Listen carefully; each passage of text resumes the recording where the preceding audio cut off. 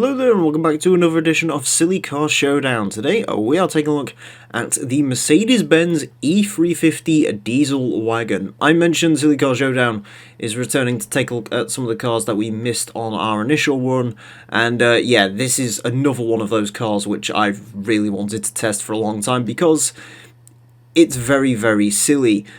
Yeah, it is literally, as I said, it is a Mercedes-Benz E-Class. I believe this is the all-terrain model, so this is kind of like an Audi all-road, I guess, where they stick some black plastic cladding on it, stick all-wheel drive in it, and call it an SUV.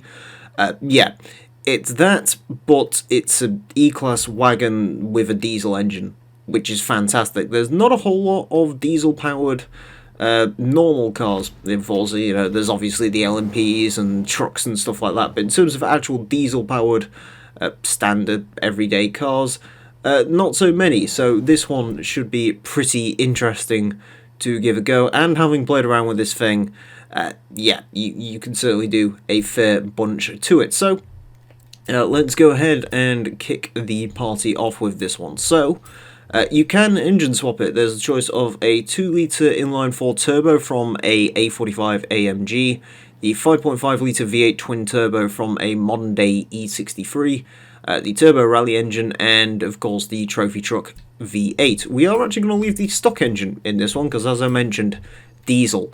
No drivetrain swaps as per the rules of this series. Also, no Forza Aero as per the rules of this series. I could stick fog lights on it, I'm not going to.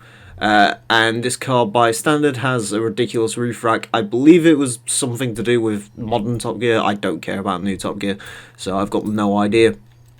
We will swap out those all-terrain tyres for some Forza racing tyres. As always, 285s on the front, 295s on the rear. Okay, interesting for an all-wheel drive car to be more biased on the rear tyres, but then again, I guess this is actually a rear-wheel drive car, which is four-wheel drive, because Mercedes says this one is four-wheel drive.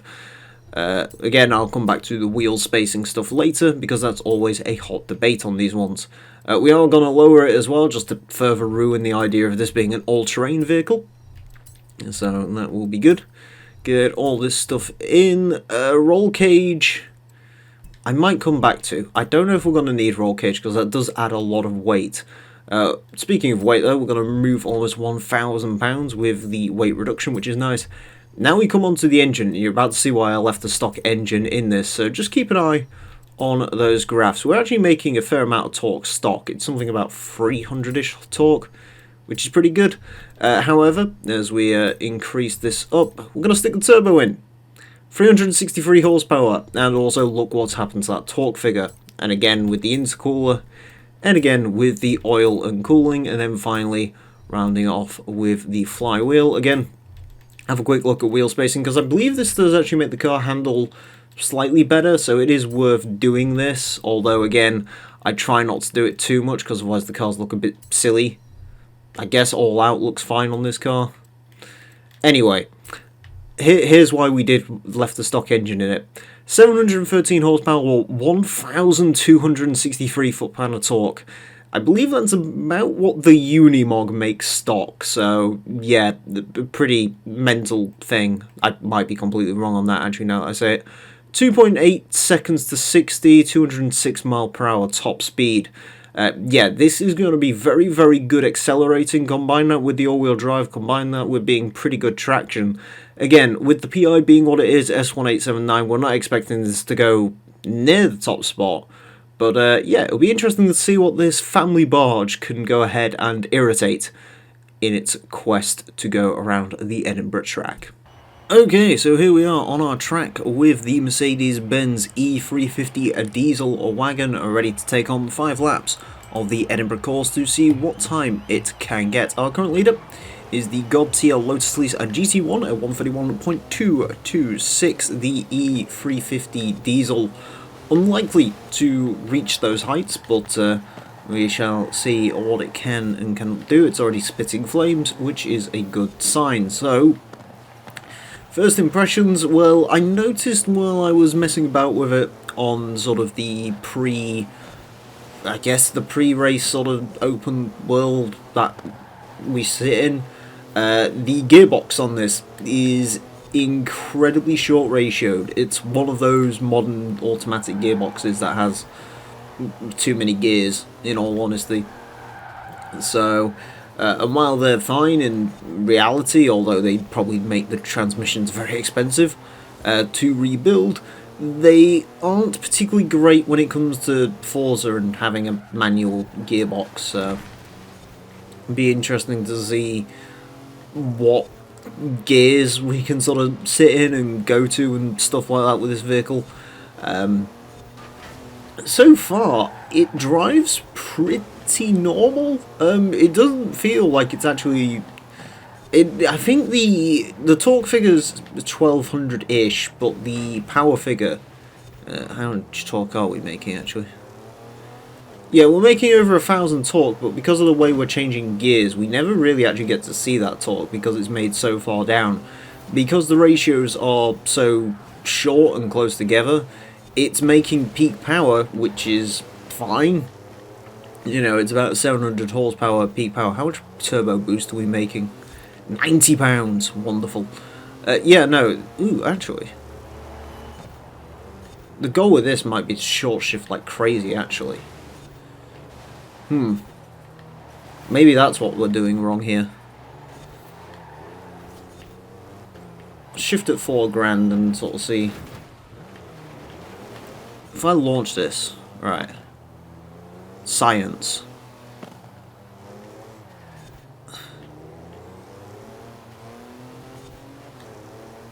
It actually runs out of power at about 4,000 RPM, so if we short shift this, we might actually be quicker. And again, that's going to play more into the car's strength as well, of having more torque, because torque is made lower down.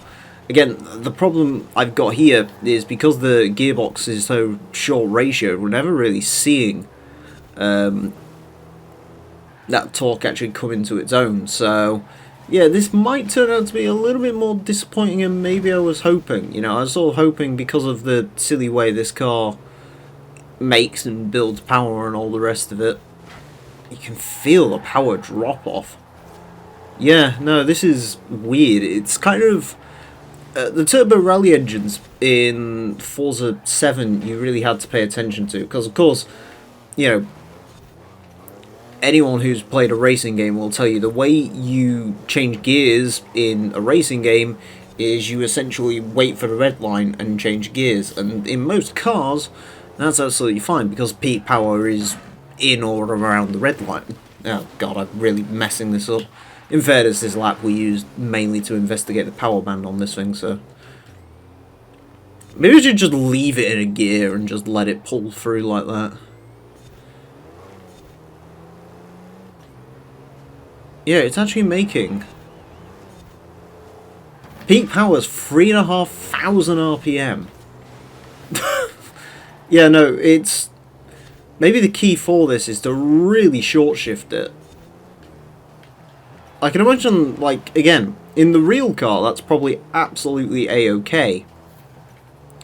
But, you know, this is Forza, and again, the whole racing game thing is you change gears at the red line, and that's how you're supposed to do it. But in this, you know, the red line's at 6 grand. I'm trying to get not even close to that. I don't even know I'm bothering to downshift occasionally. I might as well... it doesn't help that the car also handles a bit awkwardly. It feels like it's quite good handling, and then it sort of starts skitting around a little bit. It's... yeah, it's sort of... very strange car. Honestly, probably could have done without roll cage, because that might have helped this car a little bit, because it doesn't feel massively rigid, I guess is one way to say the issue for this vehicle. Yeah, and that understeer as well. I always find, you know, if you have the car in the right gear, it doesn't understeer and stuff like that. You can usually power through it. But again, because of the way I'm having to short shift this, the car doesn't really want to corner quite as well. But at the same time, I need to do this to get the power down. Because again, you know, 2,500 RPM is essentially useless because of the way the power cuts off. Very strange car to get used to. I might do one lap sort of driving it how I know to drive it now, and then do one lap where I just go for the red line and see what sticks. Actually, we might make this the red line lap. But even then, I mean, I can really feel the power drop off at like 5 grand. It's quite insane to drive, really. It's very strange. It's, you know, again, as much as I advocate for crazy, weird stuff like this to end up in racing games, driving this almost shows why it's a really bad idea to have stuff like this in racing games. Because it just doesn't suit at all. You know what I mean?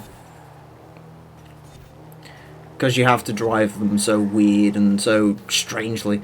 I don't know, I'm going to have someone who probably really likes Mercedes go into the comments and goes, oh, you're not driving it very well. Yeah, probably not. But there's only... it's almost like I can't drive it, because I'm having to focus my mind in 2 places. You know, I'm so used to just seeing that number at the bottom turn red, and then knowing that's where you shift. But in this, I'm having to pay attention to the rev counter a lot more to figure out where I'm shifting, and less attention on the actual sort of road and how we're driving. Again, driving-wise, it's fine. It's okay. It's, again, just a weird... It feels off and strange and weird. The car itself is very weird. Like, it doesn't even feel like a big truck to drive. It feels, you know, actually, the overall sort of suspension, stuff like that, actually feels pretty good. It feels quite planted. It feels quite spirited, almost. You know, I mean, it's a modern German chassis, and they've all sort of abandoned the idea of a car being comfortable in favour of cars being fast around the Nürburgring. But, yeah. A strange car. A fun car, nonetheless. You know, again, it's weird to drive something like this in Forza, but it's not very good. I'll be honest. Again, it sounds straight. It's one of those weird ones as well, because I love it. I think it's great, but at the same time, it's not good. It's not great.